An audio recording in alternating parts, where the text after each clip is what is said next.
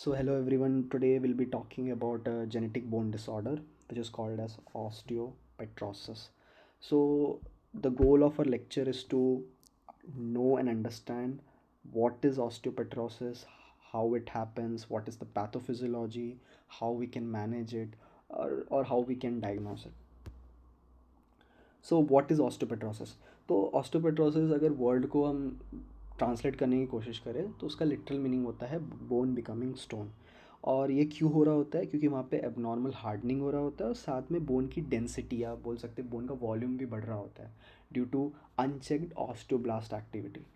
और इसको दूसरे वे में लोग मार्बल बोन डिसीज़ भी बोलते हैं, और based on discovery we also call it Albers Schönberg disease. Now coming to the etiology. So in etiology we actually talk about the inheritance pattern, and the same inheritance pattern will also use in the classification of types of osteopetrosis. So there are three inheritance pattern which we see in osteopetrosis, जिसमें पहला है autosomal dominant, दूसरा है autosomal recessive, तीसरा है X-linked. And in autosomal dominant, the main gene that is involved is CLCN7 gene, which actually encodes your chloride channel, and it is responsible for most of the adult onset osteopetrosis cases. उसके बाद जो दूसरा है वो है autosomal recessive, जिसमें बहुत सारे जीन्स इन्वॉल्व है, बट दो जो इम्पॉर्टेंट जीन्स है जो हमें पता होना चाहिए वो है TCI RG1 जीन, जो कि 50% cases of the autosomal recessive osteopetrosis के लिए रिस्पॉन्सिबल है, और जो दूसरा है वो है CLCN7 gene which is also responsible for your autosomal dominant form. Then comes X-linked recessive, in which the main gene that is involved is IKBKG, and it is actually responsible for the rarest form of osteopetrosis. Then these are the five main genes which we have to know when we talk about the osteopetrosis. So the first one we already know is your CLCN7 gene, which is what involved for 10 to 15% of ARO cases, and almost cases for ADO, which is your autosomal dominant form. So what it does, it encodes your chloride channel, which is essential for osteoclast activity, जो कि मैंने बताया भी था. दूसरा है TCI RG1 gene, which is the leading cause of malignant infantile osteopetrosis, which is the most severe form of osteopetrosis. Then comes RANKL. So mutation in this gene lead to osteoclast poor versions of the disease. तो रैंकल किस पे होता है? आपके osteoblast पे होता है. तो अगर ऑस्टियोक्लास्ट सही है लेकिन ऑस्टियोब्लास्ट पे जो रैंकल है वो डिफेक्टिव है, या फिर वो सरफेस पे प्रेजेंट ही नहीं हो रहा है, तो ऑस्टियोक्लास्ट का अच्छा होकर कोई मतलब नहीं है, because it can't function properly. Then comes carbonic anhydrase.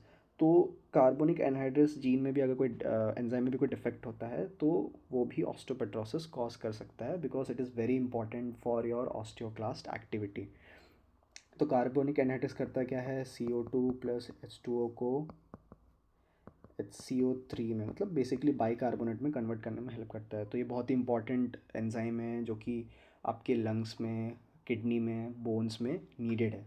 तो अगर इसमें डिफेक्ट होगा तो जनरली ये हमें पता ही होना चाहिए कि ऐसा हमेशा नहीं कि सिर्फ बोन को ही वो टारगेट करेगा अगर ये डिफेक्ट है तो you can also see patients with renal tubular acidosis and osteopetrosis at the same time, or any kind of lung disorder. Then comes LRP5. So it is linked to the OPTA1 variant of the autosomal dominant osteopetrosis. So हमने ये भी देखा है कि इन 30% of the affected individuals हमें कोई known gene ही नहीं मिला. तो ये सब तो डिस्कवर्ड हैं ऑलरेडी, बट उसके अलावा भी लोगों को हो रहा था, बट हमें नहीं पता कि वो किस जीन से हो रहा है, क्योंकि उनमें ये सब जीन्स हो सकता है नॉर्मल हो, बट फिर भी हमें नहीं पता कि ऐसा और कौन सा जीन है जो ऑस्टोपेट्रोसिस कॉज कर रहा है. अब हम बात करेंगे क्लासिफिकेशन. तो एक तो हमने ऑलरेडी बात कर ली जो कि है इनहेरिटेंस बेस्ड क्लासिफिकेशन, और अभी हम जो क्लासिफिकेशन के बारे में बात करने वाले हैं वो है based on radiological finding, clinical manifestations. तो बस एक छोटी सी जानकारी हमें पता होनी चाहिए बिफोर वी प्रोसीड, जो कि है कि जो ऑस्टियोपेट्रोसिस है वो हम एक्चुअली उसको एक broad category of skeletal disorder में ऑस्टियोकॉन्ड्रोडिस्प्लेजिया के अंडर रखते हैं, या फिर ऑस्टियोस्क्लेरोसिस के अंदर क्लासिफाई करते हैं. तो अब हम बात करेंगे classification based on your radiological finding and clinical manifestation. तो पहला जो कि मोस्ट सीवियर फॉर्म है, मैलिग्नेंट इन्फेंटाइल ऑस्टियोपेट्रोसिस। मैलिग्नेंट क्यों बोलते हैं? क्योंकि वो प्रोग्रेसिव है। So it is characterise by increase bone density in the medullary portion. तो हमें पता है कि बोन का जो इंटरनल कैविटी होता है उसको हम लोग बोलते हैं मेडुलरी कैविटी, कुछ लोग उसको मेडुलरी कैनाल भी बोलते हैं। और मेडुलरी कैनाल ऑब्लिट्रेशन, तो क्या होता है, क्योंकि बोन तो एक्सेसिवली ग्रो हो रहा है, बोन रिजॉर्प्शन हो ही नहीं रहा है, तो क्या होता है, जो बोन होता है वो आपके ऐसे मेडुलरी कैविटी बोल लो या कैनाल के अंदर ऐसे ग्रो होने लगता है, जिसकी वजह से क्या होता है, जो यहाँ पे बोन मैरो प्रेजेंट होता है ना मेडुलरी कैविटी में, so what happens because it is affecting the bone marrow, so there is a reduce production of RBCs WBCs। और जो तीसरा चीज़ जो हम देखेंगे इसमें वो है क्रेनियल नर्व कंप्रेशन, जिसमें जो मेन क्रेनियल नर्व्स हमें पता होना चाहिए वो है क्रेनियल नर्व 2, क्रेनियल नर्व 7 जो कि फेशियल नर्व, और एक है cranial nerve 8 vestibulocochlear nerve. उसके बाद हमें जानना है व्हाट इज़ अडल्ट ऑस्टियोपेट्रोसिस।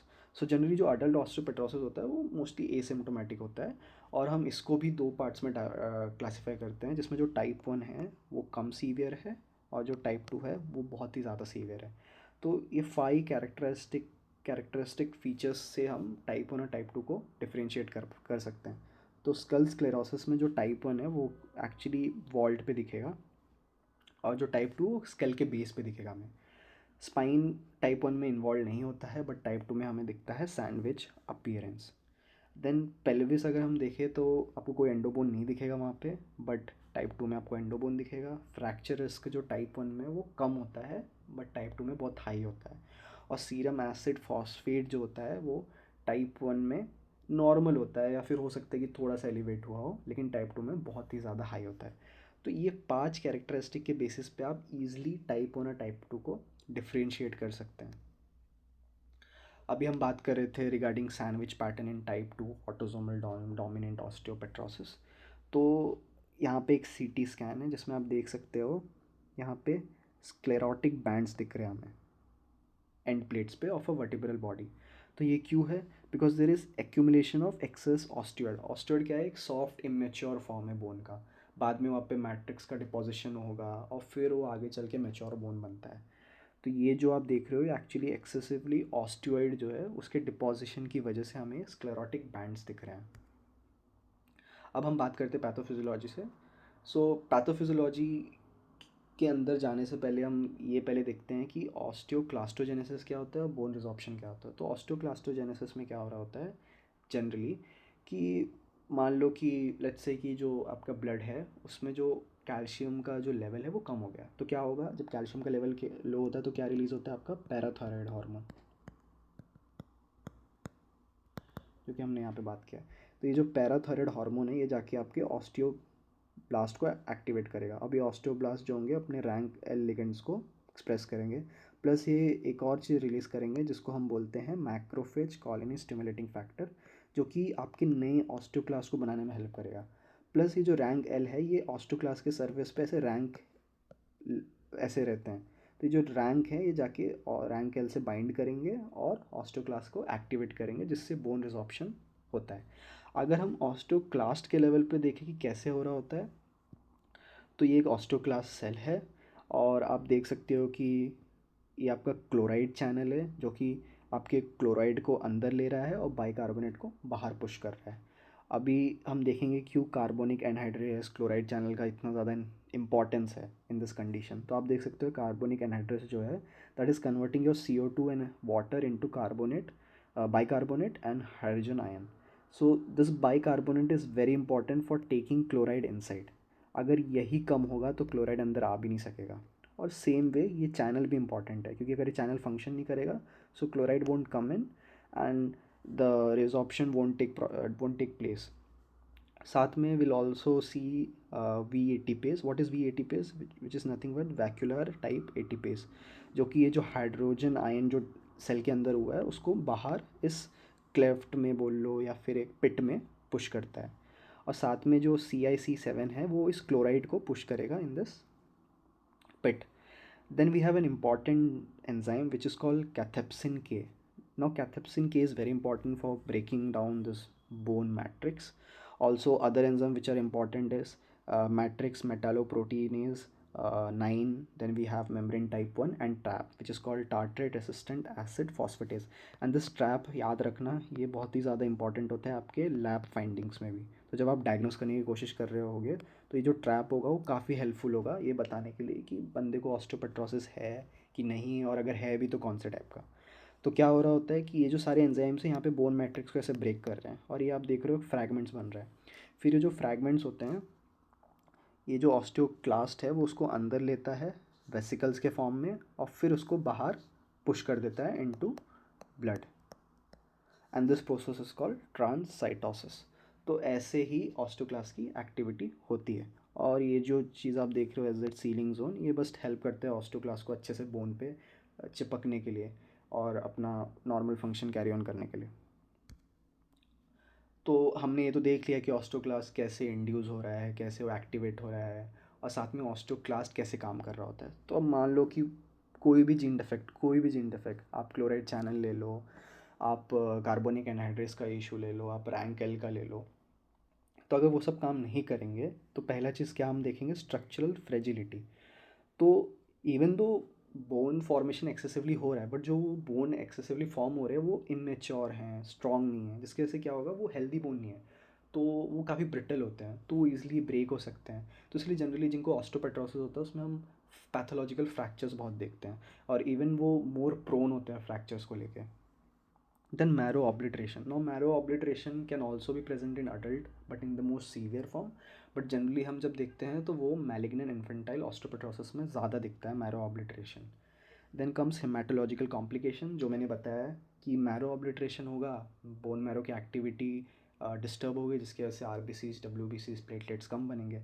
अब क्योंकि ये कम बनेंगे तो कंपेंसेटरी मैकेनिज़्म के हिसाब से जो आपका लिवर है वो कोशिश करेगा कि इस कमी को दूर किया जाए। इसकी वजह से क्या होता है कि वहाँ पे एक्स्ट्रामेडुलरी हेमाटोपोइसिस होने लगता है, जिसकी वजह से आपका लिवर का और स्प्लीन का साइज़ बढ़ जाता है।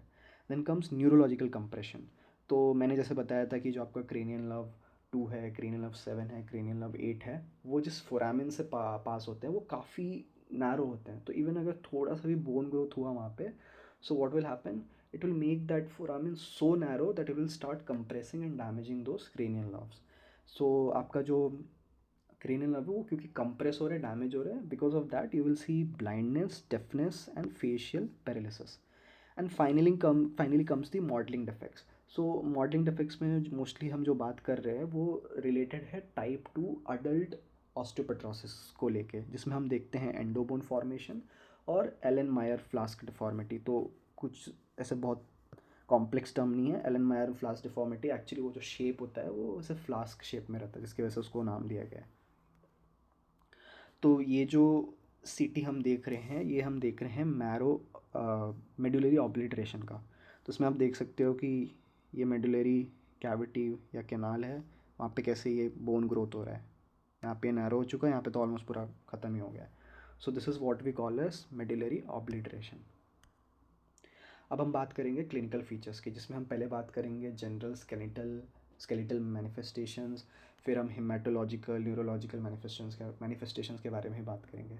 सो it is said that in approximately 40% of the patients you will see fractures or they are highly prone to fractures. But if we talk about general skeletal manifestation, so first thing you will see is stunted growth.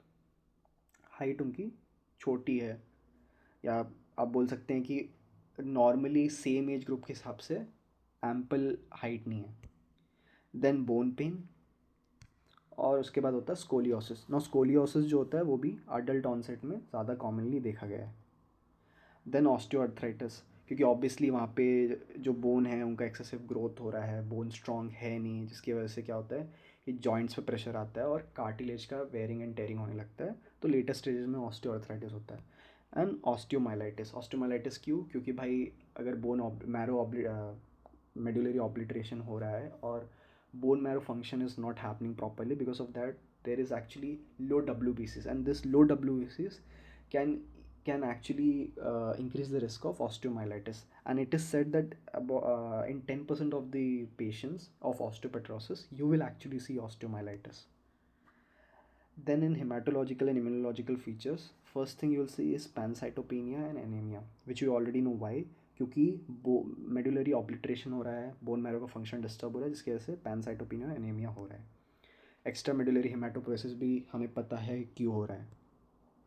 Recurrent infection क्यों होता है?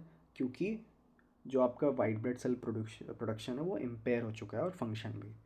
और neurological complications पे भी हमने बात की, blindness, deafness, hearing impairment, facial paralysis. और अगर कंडीशन ट्रीट नहीं किया गया टाइम से, तो वो दूसरे क्रेनियल नर्व्स को भी अफेक्ट कर सकता है।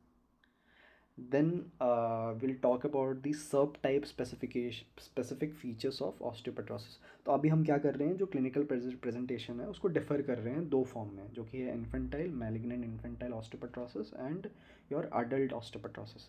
तो अगर हम बात करें मैलिग्नेंट इन्फेंटाइल ऑस्टियोपेट्रोसिस में, तो इसमें हम क्या देखते हैं, जो कि सबसे सीवियर फॉर्म है और ये इन्फेंसी में देखा गया है। तो इसमें पहले होगा pancytopenia due to medullary obliteration, rapid neurological decline and distinctive signs in radiological in radiographic findings. तो जिसमें पहला होता है बोन विद इन बोन, जिसको हम बोलते हैं एंडोबोन अपीयरेंस एंड एर्लेन मायर फ्लास डिफॉर्मिटी। और if malignant infantile osteopetrosis is not treated, then life expectancy is less than 10 years. फिर हम बात करेंगे अडल्ट ऑस्टियोपेट्रोसिस या अडल्ट ऑनसेट ऑस्टियोपेट्रोसिस में। तो जनरली एसिम्टोमेटिक होता है और एक्सीडेंटली डिस्कवर किया जाता है ऑन एक्सरे।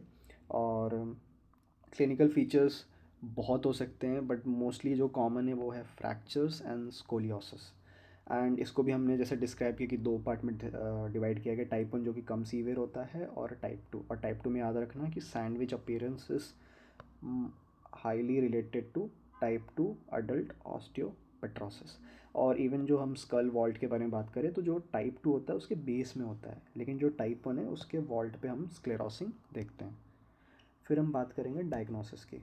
तो डायग्नोसिस में सबसे ज़्यादा हाईली रिलायबल है वो है आपका X-ray. You can also go for CT scan, but generally you can easily diagnose the patient based on X-ray. तो एक्सरे में हम पहली चीज़ जो कॉमनली देखेंगे वो है generalise osteosclerosis. So you can see this excessive whitening on X-ray. This is nothing but generalized osteosclerosis because there is deposition of bones taking place. Then medullary canal obliteration. अब हमने इस पर बहुत बार बात कर ली है, तो यहाँ पे दे सकते हैं मेडुलरी ऑब्लिट्रेशन हो रहा है, यहाँ पे नैरो हो चुका है, यहाँ पे ख़त्म हो चुका है। Then bone within bone appearance. So where will see endobone in type 2 adult osteopetrosis, and this is what is Erlenmeyer flask deformity. So in lab findings we'll be talking about serum acid phosphate. तो जो serum acid phosphate होता है वो type 1 में normal होता है और type 2 में हाई होता है। Then will talk about alkaline phosphatase which is elevated. और जो अल्कलाइन फॉस्फेटेज होता है that is a marker of bone formation. So obviously जब ऑस्टियोक्लास्ट एक्टिविटी हो नहीं रही है और ऑस्टियोब्लास्ट एक्टिविटी कंटिन्यूसली चल रही है, जिसकी वजह से ALP हाई हो जाता है। Then comes parathyroid hormone, generally decreased or could be normal. Then we have calcium and phosphate. It is generally unaffected but can also be low in some patients. And then comes complete blood count, and we know that it will be presented with pancytopenia and anemia, especially if it's a malignant infantile osteoporosis. Then comes the clinical and neurological findings, जिसमें हम पहला देखते हैं वो है physical deformities which is your scoliosis and cranial deformities. Then cranial nerve entrapment which will cause blindness, deafness and facial paralysis. And then hepatosplenomegaly. Then coming to treatment, so there is no pharmacological cure for osteopetrosis, but yeah, in severe cases we can go for hematopoietic stem cell transplantation or bone marrow transplantation. So this offers the best chance for long term survival. The goal is to provide healthy marrow that produces functioning osteoclasts, which can then begin reabsorbing the excess bone. A successful transplant is often indicated by resolution of skeletal radiographic lesions over time. And then we have pharmacological management of bone metabolism. So जो pharmacological management होता है वो generally हम use करते हैं ताकि वो condition और प्रोग्रेस और सीवियर ना हो और पेशेंट के लाइफ क्वालिटी को थोड़ा इम्प्रूव कर सके। So first thing which we do is vitamin D. So it is known that vitamin D actually helps in stimulating the dormant osteoclast. Then comes gamma interferon, same thing. It will improve the white blood cell function, increase bone marrow volume, and help in decreasing the overall bone volume. Then comes corticosteroids. So what corticosteroids does is that it indirectly stimulate the osteoclast and also helps in managing your anemia. Then same thing in anemia management. If it's very severe, we can go for erythropoietin injections or we can continue with corticosteroids. देन infection control बहुत important होता है, क्योंकि अगर marrow ऑब्लिट्रेशन हो रहा है तो उसकी वजह से WBC का प्रोडक्शन इम्पेयर होता है. Because of that there is a high chance of having infection. So that's why we should also make sure that person is safe from infections. Then neurological care we can do if there is a cranial nerve entrapment. Then we can also go with supportive and nutritional care, which I think is one of the most important things when we talk about the treatment of condition. And then comes the surgical intervention. So surgical intervention we generally do if there is an increased risk of fracture of the or the patient has osteomyelitis. और दूसरा reason हो सकता है functional and aesthetic surgery. तो in both children and adult surgery may be necessary for severe degenerative joint diseases, significant bone deformities जैसे कि ले सकते हैं स्कोलियोसिस, और the restoration of function after multiple fractures. So guys, this is all about osteopetrosis, and I hope you like this video, you understood what is osteopetrosis, and thank you.